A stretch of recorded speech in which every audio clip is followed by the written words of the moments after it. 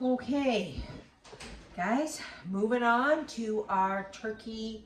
We're making turkey and dumpling soup that we're going to pressure can with the leftover bones and meats and stuff. So we're going to get on to that little job. We have, I took all the bones and all the leftovers and I put them in my Ninja here. And now I'm going to pour it into here.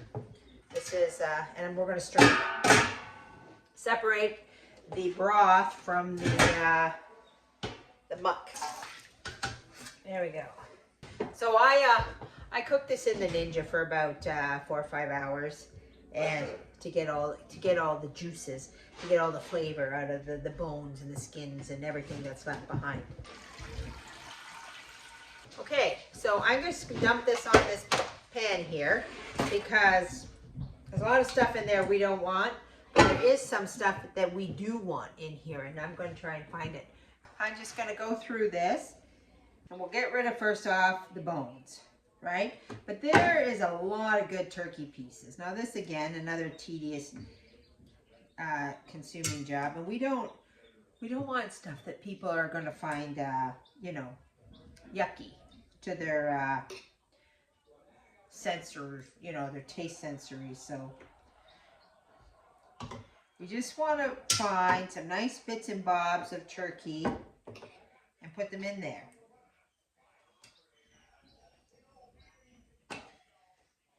I could also open a package of that turkey meat and add it to this, but I don't know. That kind of defeats the purpose of stretching things.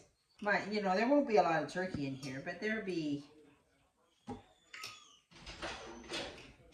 We'll get enough that people will have little flecks of turkey. You know, if we were starving, we would eat every last bit of this. We would not throw any of this out.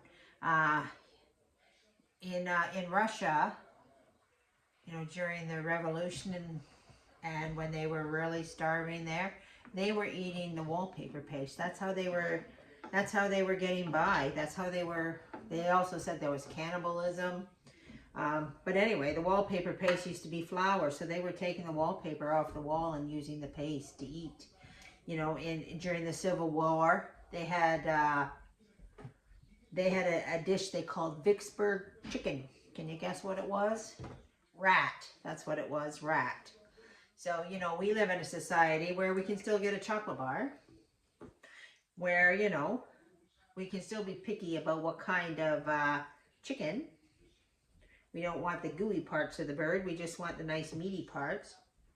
And, you know, I think that we should reflect on that and think about how fortunate we are. You know, that I can be picky and, you know, just pick out just the nicest pieces of turkey and get rid of all the fat and the sinew. And yeah, they wouldn't, you know, if we were really starving, all of this would get eaten, all of it. So, you know, we should try to, you know, put into perspective our lives and, you know, how very fortunate we are. How very fortunate we are. Okay, we got all that out of the way. We'll do something with that. I don't know, probably give it to the chickens. They're cannibals. They love chicken. So I have, guys, about 1 onion here, and I got my frozen celery. I'll put about a cup of that in this, and I'm going to put carrot into this stock pot, and then we're going to simmer it away. So I'm just going to cut this carrot up here. Of course, we'll, as always, save our peels for the bunnies. I'm just going to cut the carrots in cubes. So we're just going to go ahead and get, what do I got here? 1, 2, 3, 4, 5, 6 carrots. So we're going to go ahead and get these carrots all chopped up. All right, guys, we're over here at the stove. We got, this is this looks like about a 2-gallon stock pot to me, which is 3/4 full of broth. So we're going to get a good amount of soup. I haven't added anything to it besides, you know, the salt and the spices that were put on the turkey when I roasted it. And then I added more salt and spices when I put it in the crock pot. And I just want to have a taste of it to see how much more I'm going to need to add.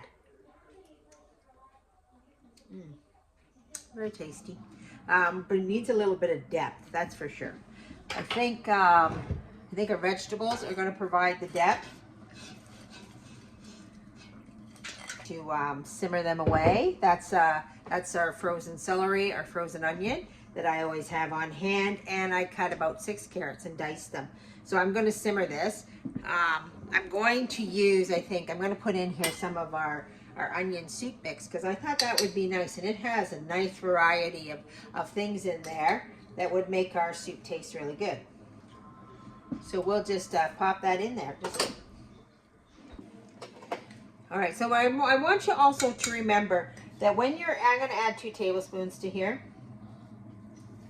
When you're adding spice and stuff to your pots, remember that the spice doesn't activate instantly. It takes a while for it to simmer and for those flavors to come through. So anyway, while this is getting ready, we're going to go over and we're going to make our dumplings that are going to go in this, okay? Okay, so we got our soup is simmering on the stove, and while that's simmering, we're going to go ahead and make our dumplings. So I've put out my pastry mat here, and in this I have my flour. The recipe, I've doubled the recipe, but I'm going to give you the recipe in its normal form, because you know, you probably won't, if you make this, you probably won't be making as much as I am. So this is supposed to be 1 1/4 cup of all-purpose flour. I have 2 1/2 cups of all-purpose flour in there. 2 teaspoons of baking powder. So that's 4 teaspoons of baking powder for me. And I always sieve my baking powder, always. Because I don't want anybody getting a clump of baking soda. There we go. But this is baking powder. Baking powder or baking soda, all the same here. And 1/2 teaspoon of salt. So 1, and since we have that sieve out, we might as well sieve that too. Okay, there we go. All right, so it also calls for 2 tablespoons of butter and 1/2 cup of milk. I have 4 tablespoons of butter and 1 cup of milk. Now what I've done here is I've melted the butter in the milk in the microwave. Then we're going to pour this in here. I'm going to gently pour, and we're going to gently mix. We do not want to overmix this. We don't want our noodle to be tough. We want it to be a nice soft noodle. And then I'm just going to gently knead it. A lot of pastries, you do not want to overwork them, and this is one of them. All right, I have a little bit of flour, so I'm going to put it down here so it doesn't stick to my mat. And then I'm going to gently roll with a rolling pin.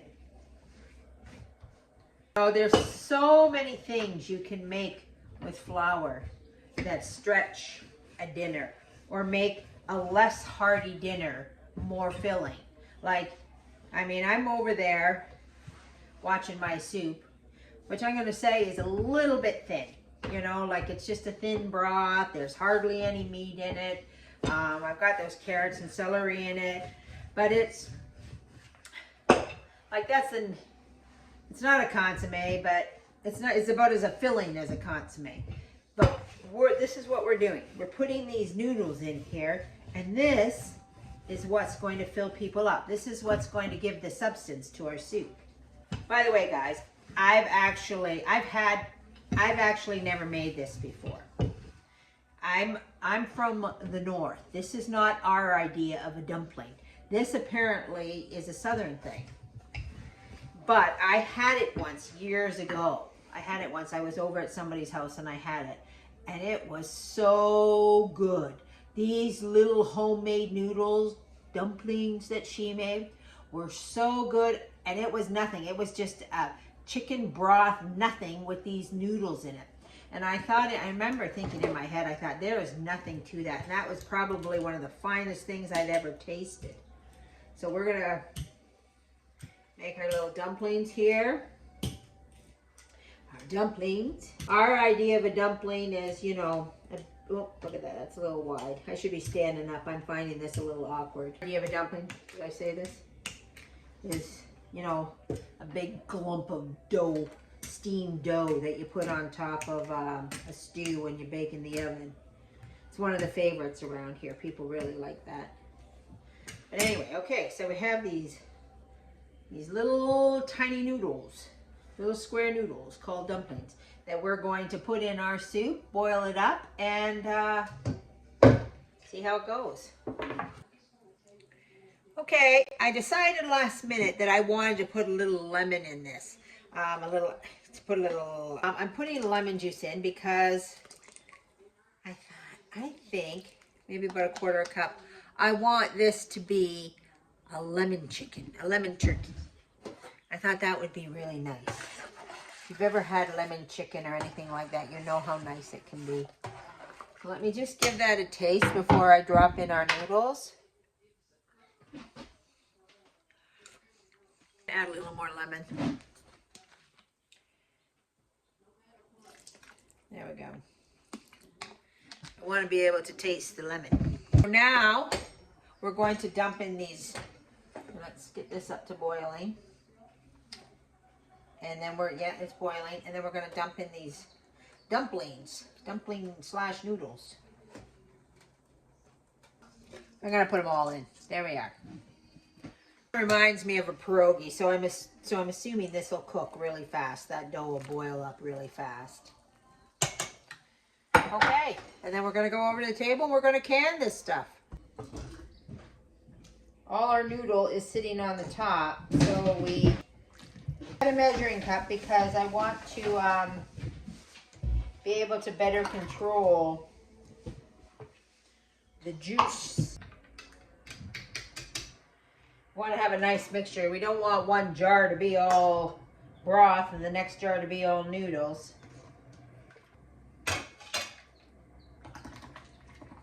Okay, almost done here. Smells amazing, guys. Lemon smells really good too in it. Okay, I've made a bit of a mess. Got a little bit wonky with this stuff. Okay, so now we're going to clean our jar. Put a lid on it.